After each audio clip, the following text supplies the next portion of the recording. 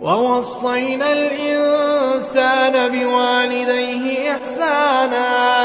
حملته أمه كرها ووضعته كرها وحمله وفصاله 30 شهرا حتى إذا بلغ أشده وبلغ 40 سنة قال رب أوزعني أن أشكر نعمتك التي أنعمت علي وعلى والدي وأن أعمل صالحا ترضاه وأصلح لي في ذريتي إني تبت إليك وإني من المسلمين.